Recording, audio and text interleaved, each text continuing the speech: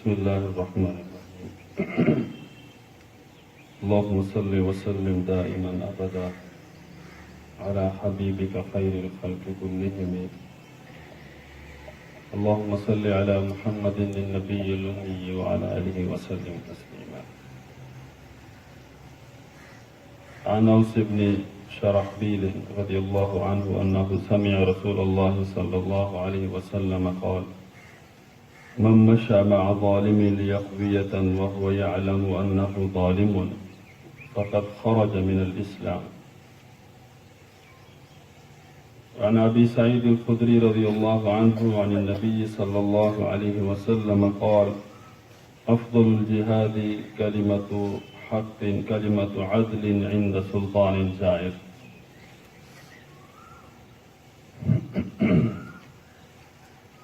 فہم قرآن کے حوالے سے یہ باقاعدہ پروگرام کا اجرا اور ساتھ ساتھ فہم حدیث کا یہ خاص انعام ہے ان لوگوں کے لیے جو اس میں شرکت کرتے ہیں اور اس پروگرام کو منعقد کرتے ہیں.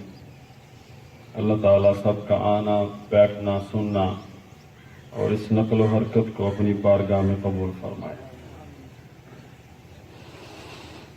حدیث مبارک حضرت اوس بن شرحبیل سے ہے رضی اللہ تعالیٰ عنہ. فرماتے ہیں کہ انہوں نے نبی کریم صلی اللہ علیہ وسلم کو یہ ارشاد فرماتے ہوئے سنا: جو شخص کسی ظالم کا ساتھ دے کر اس کو قوت پہنچائے گا اس حال میں کہ وہ اسے جانتا ہے کہ یہ ظالم ہے، تو وہ شخص اسلام سے خارج ہے. کسی بھی صورت میں شریعت نے ظالم کی حمایت سے ہمیشہ منع کیا ہے. ظلم کسی بھی صورت میں اللہ رب العزت کو برداشت نہیں ہے. اور فرمائے کہ الظلم ظلمات یوم القیامہ، ظلم جو ہے وہ قیامت کے دن اندھیرے ہی اندھیرے ہیں. سب سے بڑا ظلم تو اللہ رب العزت کے ساتھ ظلم کرنا ہے، اور وہ جیسے فرمایا گیا کہ الذین آمنوا ولم یلبسوا ایمانہم بظلم، وہ لوگ جو ایمان لائے اور انہوں نے اپنے ایمان کے ساتھ ظلم کی ملاوٹ نہیں کی تو وہ کامیاب ہیں. صحابہ کرام نے پوچھا اللہ کے نبی صلی اللہ علیہ وسلم سے کہ ظلم سے مراد کیا ہے؟ تو آپ صلی اللہ علیہ وسلم نے فرمایا شرک ہے، کہ جس نے اپنے ایمان میں شرک کی ملاوٹ نہیں کی تو وہ شخص کامیاب ہے. اور فرمایا کہ قیامت کے دن بھی الظلم ظلمات یوم القیامہ، وہ اندھیرے ہی اندھیرے ہیں. جیسے دنیا کے اندر وہ شخص جو کلمہ حق کو ادا نہیں کرتا بلکہ کلمہ کفر اور شرک میں اپنی زندگی گزار دیتا ہے، تو وہ شخص دنیا میں بھی اس کے لیے اندھیرے ہیں اور آخرت میں ہیں ہی اندھیرے اس کے لیے. تو ایسی چیز انسان کے اعتقاد کے لیے، عقیدے کے لیے بھی خطرناک ہے اور دنیاوی اخروی زندگی کے لیے بھی نقصان دہ ہے. اور اس کے ساتھ ساتھ اگر انسان کسی ظالم کی حمایت کر رہا ہے، جیسا کہ آپ صلی اللہ علیہ وسلم نے فرمایا کہ ایک شخص جانتا ہے کہ یہ ظلم کر رہا ہے اور پھر بھی وہ اس کو تقویت دے رہا ہے، اس کی سپورٹ کر رہا ہے اور اس کے لیے انتظام و انصرام کر رہا ہے. کسی بھی ظالم کے لیے، چاہے وہ کسی ادارے کے اندر ہے یا وہ کسی ملک کے اندر ہے یا کسی قوم کا بڑا ہے، کسی بھی حالت میں ہے وہ ظالم، اور کوئی شخص اس کی سپورٹ کر رہا ہے اس ظالم کی، تو آپ صلی اللہ علیہ وسلم نے فرمایا کہ فقط خرج من الاسلام، وہ شخص اسلام سے خارج ہو چکا ہے. تو اسلام سے خارج ہونے کا مطلب یہی ہے کہ وہ کفر میں چلا گیا ہے، کفر کے ایک شعبے میں چلا گیا ہے جب اس نے اسلام کے ساتھ خیر خواہی نہیں کی بلکہ وہ ظالم کے ساتھ خیر خواہی کر رہا ہے. اور ظلم کی مختلف کیفیتیں ہیں اور مختلف حالتیں ہیں. اللہ رب العزت کے ساتھ ظلم کرنا، شرک کرنا جو ہے، اور اسی طریقے سے استحصال کرنا کسی قوم کا اور کسی شخص کا، اس کے مال کا یا اس کی صلاحیتوں کا، یہ بھی ظلم کہلاتا ہے۔ کسی کے ساتھ ناانصافی کرنا، چاہے وہ قاضی ہے جسٹس کے اندر یا کسی بھی عدالت میں، اس کا حق کسی کو ادا نہیں کیا جا رہا اور اس کا حق کسی غیر کو دیا جا رہا ہے، تو یہ بہت ایک وسیع اس کا مفہوم ہے جو ہر فیلڈ میں اور ہر محکمے میں اور ہر جگہ پر جو صادق آتا ہے۔ تو کوئی شخص بھی اگر ایسے ظالم کی حمایت کر رہا ہے تو اللہ رب العزت کے ہاں اور اللہ کے رسول کے ہاں وہ شخص ظالم کی حمایت کر رہا ہے، اور ظالم کی حمایت کرنے والا وہ اسلام سے خارج ہو جاتا ہے۔ ویسے کسی شاعر نے کہا ہے کہ ظلم سہنا بھی تو ظالم کی حمایت ٹھہرا، خاموشی بھی تو ٹھہری پشت پناہی کی طرح۔ اگر ظلم ہو رہا ہے اور لوگ دیکھ رہے ہیں، سن رہے ہیں، اس کے باوجود وہ مظلوم کی حمایت نہیں کرتے اور ظالم کو منع نہیں کرتے، تو گویا کہ وہ بھی اس کی پشت پناہی کر رہے ہیں۔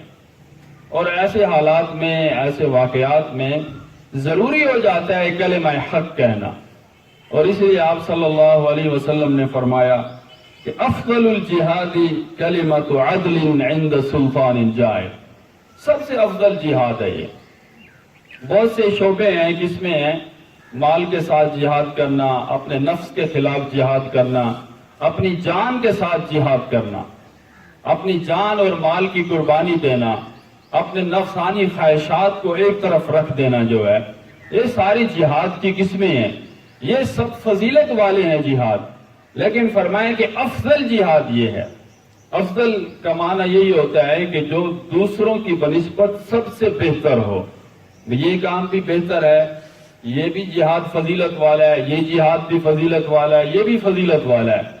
افضل کا معنی یہ ہے کہ ان سب سے بڑھ کر فضیلت والا یہ عمل ہے کہ کلمہ حق کہنا ظالم بادشاہ کے سامنے جو ہے، اور پھر کلمہ حق کہنا جو ہے، چونکہ حق کے کلمہ کسی وقت بھی کہنا جو ہے وہ فضیلت والا ہوتا ہے۔ حق کی بات کہنا، دین کی بات کہنا، شریعت کی بات کہنا، سچی بات کرنا، دیانتداری کی بات کرنا ہمیشہ فضیلت والا عمل ہے، لیکن عند سلطان جائر، ظالم بادشاہ کے سامنے تو یہ سب سے افضل ہے، یہ سب سے افضل ہے۔ ویسے تو اگر بادشاہ کے سامنے، ظالم حکمران کے سامنے اگر کلمہ حق نہیں کہا جا رہا، وہ بھی فضیلت والی بات ہے۔ لوگوں کو بتایا جا رہا ہے کہ یہ ظلم ہے، یہ استحصال ہے، یہ زیادتی ہے قوم کے ساتھ، ملت کے ساتھ، دین کے ساتھ، ہاں جی، اگر یہ بتایا جا رہا ہے کسی بھی ذریعے سے تو یہ بھی فضیلت والا امر ہے۔ لیکن عند سلطان جائر، بادشاہ کے سامنے کھڑے ہو کر، اس کے مد مقابل کھڑے ہو کر، اس کی عدالت میں جا کے، اس کے کٹہرے میں کھڑے ہو کر اس کے سامنے ظلم کے خلاف آواز اٹھانا اور کلمہ حق کہنا، یہ سب سے افضل ہے۔ تو افضل کا معنی یہی ہے کہ یہ اجمل ہے، یہ احسن ہے، یہ اعلیٰ ہے، یہ ارفع ہے، اور یہ سب سے اکمل ہے۔ یہ کلمہ سب سے خوبصورت ہے، یہ سب سے حسین ہے کہ اگر کوئی شخص جو ہے وہ کلمہ حق کو، عدل کے کلمے کو ظالم بادشاہ کے سامنے جا کے بتاتا ہے اور وہ ظلم کے خلاف آواز اٹھاتا ہے۔ اذن للذین یقاتلون بانہم ظلموا، کیونکہ جب ظلم ہوتا ہے تو اس وقت اجازت دے دی جاتی ہے کہ تم اپنی جان اور مال کی حفاظت کے لیے، یہ ریاست کی ذمہ داری ہوتی ہے کہ پھر وہ قتال کی اجازت دے دیتی ہے وہ ریاست جو ہے۔ تو بہرحال یہ کلمہ حق، ویسے تو انسان جو ہے کوئی بھی کلمہ حق، دین توحید کا کلمہ یہ کلمہ حق ہے، کلمہ عدل ہے کہ انسان اللہ کی وحدانیت کے کلمے کو اجاگر کرتا ہے۔ حضرت ابراہیم علیہ السلام نے نمرود کے سامنے، اس وقت کے بادشاہ کے سامنے اللہ کی وحدانیت کا کلمہ بلند کیا۔ اس وقت کا بادشاہ تو وہ نمرود جو ہے۔ حضرت موسیٰ علیہ السلام نے فرعون کے سامنے کلمہ حق بلند کیا کہ یہ جو تم بنو اسرائیل کا استحصال کر رہے ہو، زیادتی کر رہے ہو، اور ان کے تم عورتوں کو زندہ رکھتے ہو اور ان کے مردوں کو قتل کر دیتے ہو، ان کے بچوں کو ذبح کر رہے ہو، اس قتل کو اور اس ظلم کو اور استحصال کو، ان کو مزدوری کم دیتے ہو، اس کو ختم کرو اور تم اپنے آپ کو رب کہنا چھوڑ دو، رب اللہ کی ذات ہے۔ حضرت موسیٰ علیہ السلام نے اس فرعون کے سامنے آواز اٹھائی، تو یہ سب سے بڑا جہاد ہے جو کہ انبیاء نے کیا ہے۔ حضرت ابراہیم علیہ السلام نے کیا، حضرت موسیٰ علیہ السلام نے کیا۔ تو جب یہ کلمہ حق بلند کیا جاتا ہے تو اس کو کہتے ہیں یہ افضل عمل ہے، یعنی یہ سب سے فضیلت والا عمل ہے جو کہ انبیاء نے اور صحابہ کرام نے کیا، اور جو اللہ کے ہاں برگزیدہ ہیں اور کامیاب ہیں۔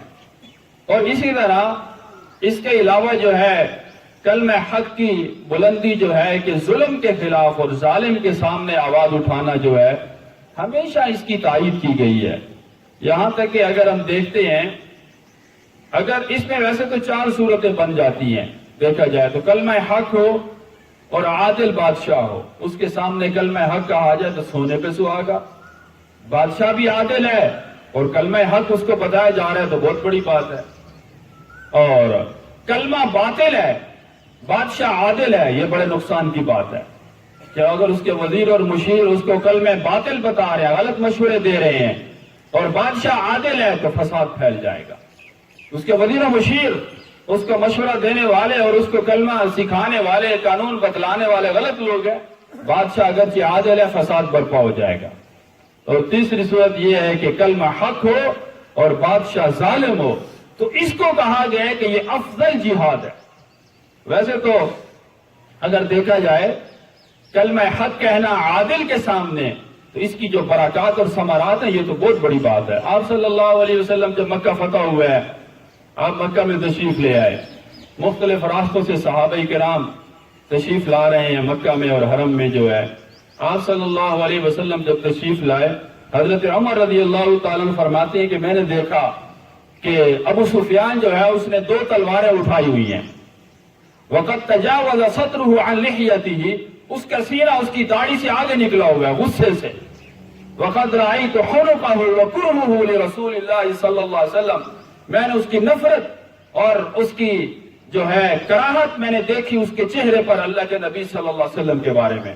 فرماتے ہیں میں نے نظر رکھی ہوئی تھی اور آپ علیہ السلام نے فرمایا ہوا تھا کوئی قتال نہیں کرنا، کوئی لڑائی نہیں کرنی، خاموشی کے ساتھ حرم میں داخل ہونا اور مکہ کو فتح کرنا ہے۔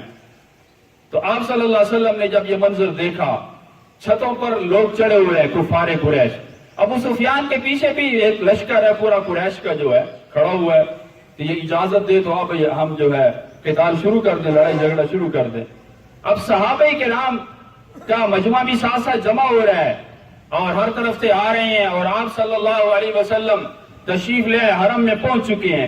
اب چھتوں پر کفار قریش بھی بیٹھے ہوئے ہیں، چھتوں پر لوگ تماشا دیکھ رہے ہیں کافر، یہاں تک کہ اعلیٰ ظہور الجبال، پہاڑوں کی چوٹیوں میں لوگ بیٹھے ہوئے ہیں کہ کیا ہونے والا ہے۔ بڑا عجیب منظر ہے نا، بڑا عجیب منظر ہے، اور آپ داخل ہو رہے ہیں۔ تو آپ صلی اللہ علیہ وسلم نے جب یہ امر دیکھا، کیا حکمت اور کیا کمال ہے، آپ نے فرمایا کہ من دخل کعبۃ فقد آمن، جو کعبۃ اللہ میں داخل ہو گیا وہ امن والا ہے۔ ومن دخل دار ابو سفیان فهو آمن، جو ابو سفیان کے گھر میں داخل ہو گیا وہ بھی امن والا ہے۔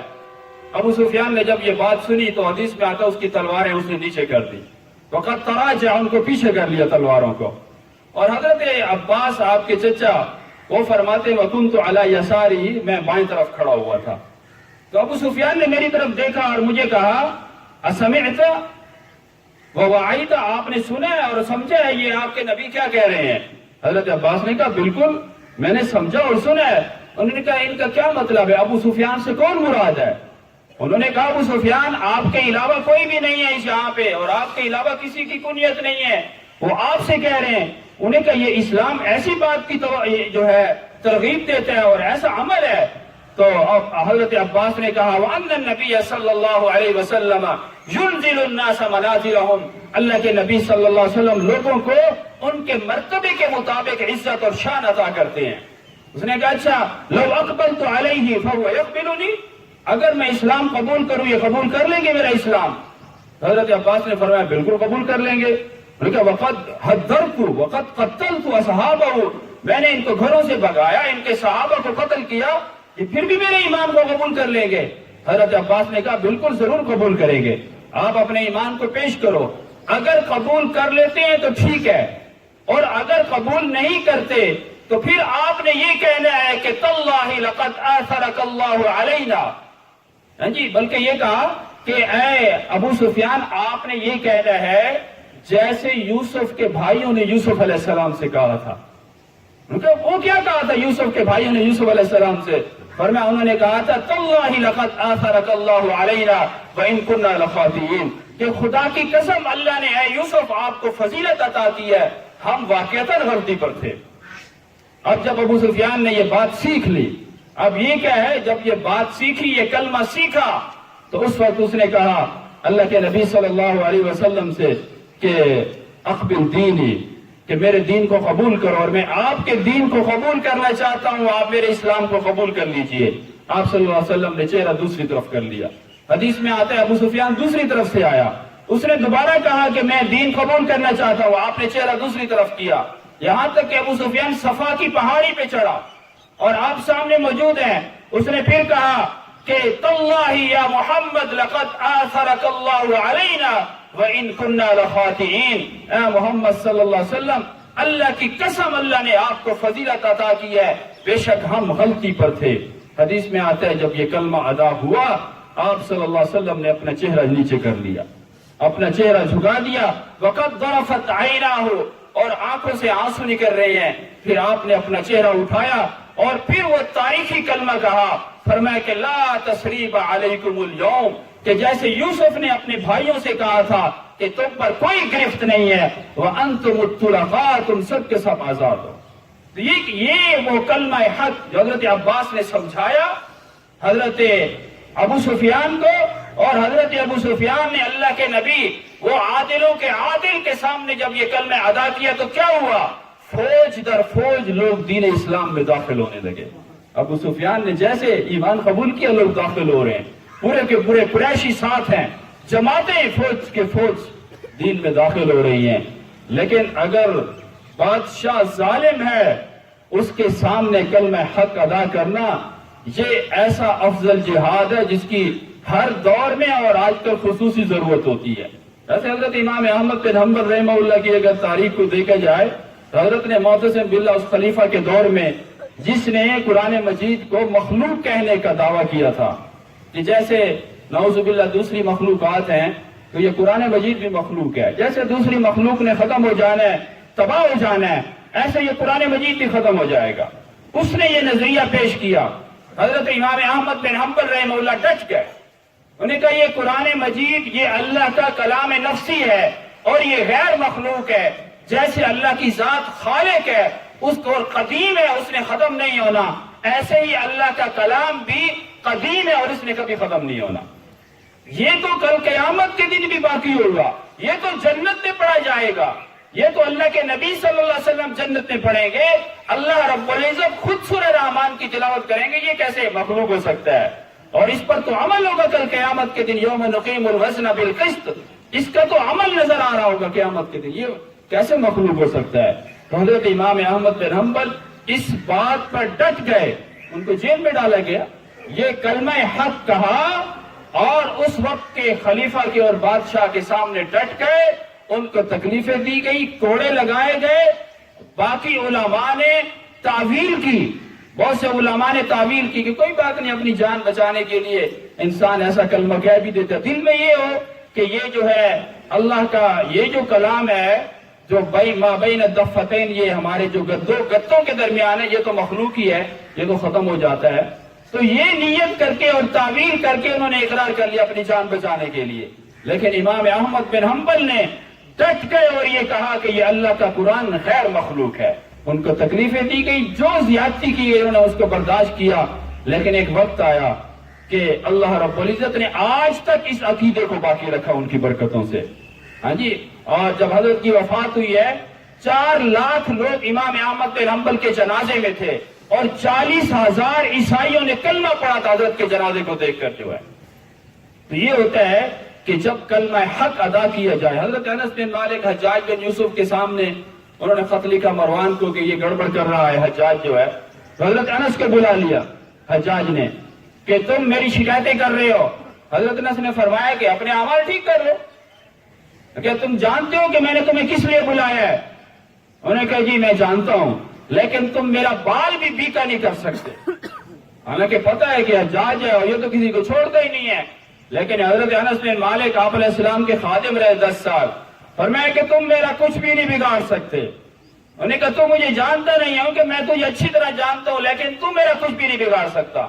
اس نے کہا وہ کیسے؟ اس نے کہا اللہ کے نبی صلی اللہ علیہ وسلم نے مجھے دعا سکھلائی ہے, وہ دعا آج میں نے پڑھی ہوئی ہے.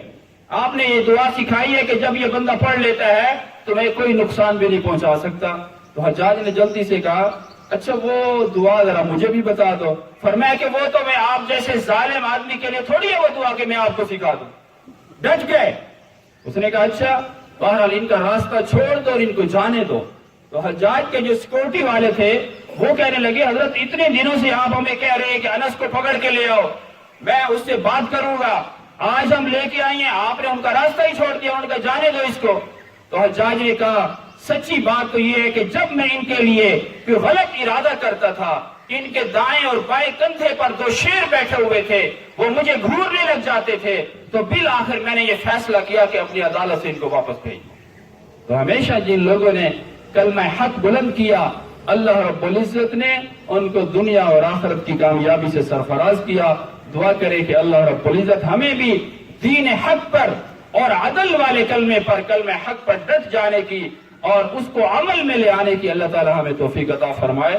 وآخر دعوانا الحمد للہ رب العالمین.